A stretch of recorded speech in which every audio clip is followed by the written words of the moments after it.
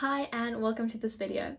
Today I'm going to be talking about the 6th chapter of the book ecnomyths by David Orrell, titled The Gendered Economy. In this chapter, Orrell looks at whether or not gender roles have influenced our economy and how they actually are part of our society and the economy overall.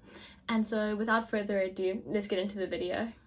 So in this chapter, Orrell actually challenges the common idea that economics is inherently gender neutral, and he says that instead it's actually been historically influenced by masculine values from the start of economics, because you can see in, for example, the economic man, or the rational person, which all of economics is basically based around.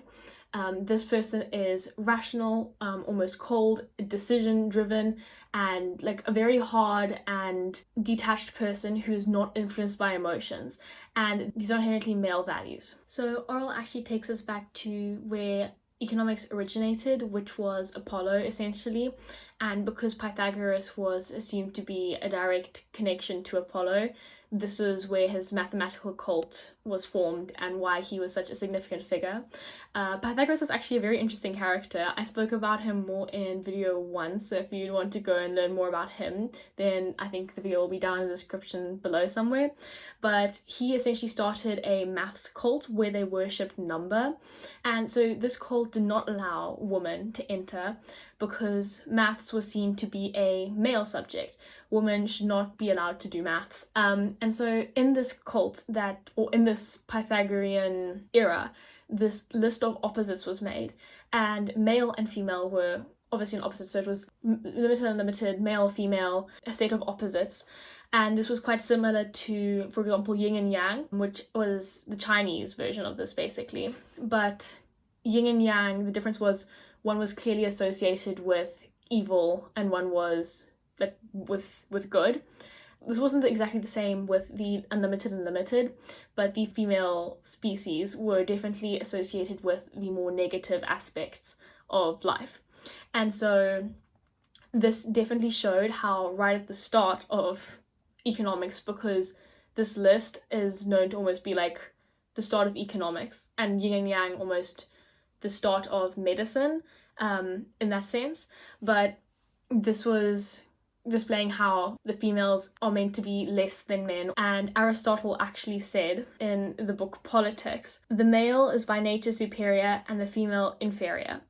So that was the origin of economics, and while back then women had virtually no rights, it's still known as a primarily masculine subject, and the amount of males working in finance or economics is massive compared to the number of women.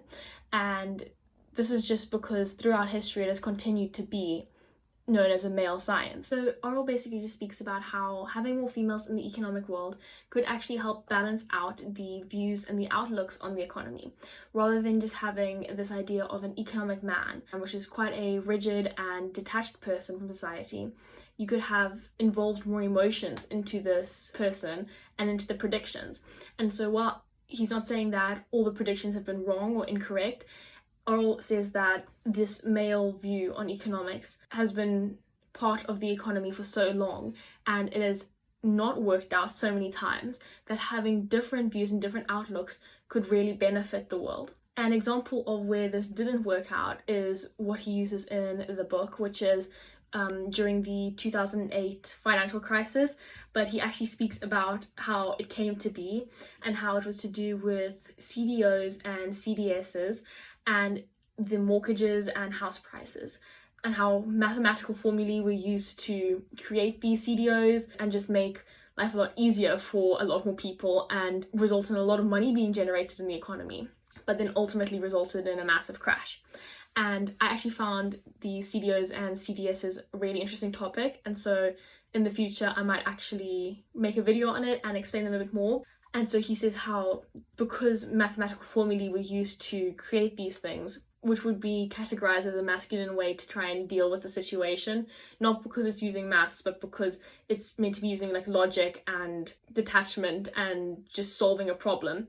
And this was used to create essentially the downfall of the US economy in 2008. And so then Orrell just basically says if the amount of men and women in finance or economics was more balanced, then there was a possibility that it could have been a less mathematical output and something that focuses more on human emotions, because economics is a social science, and that means that we are looking at human emotions. It is a softer science, unlike physics, which would be known as a hard science, and trying to make economics a hard science does not work.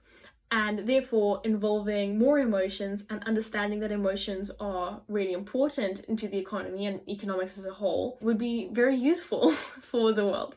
And that is basically what Orrell just says in this chapter. So with that being said, that brings us to the end of this video. I hope that you enjoyed it, and if you would like to watch the past 5 chapters, you can do so on my channel. I'm pretty sure the videos will be linked down below.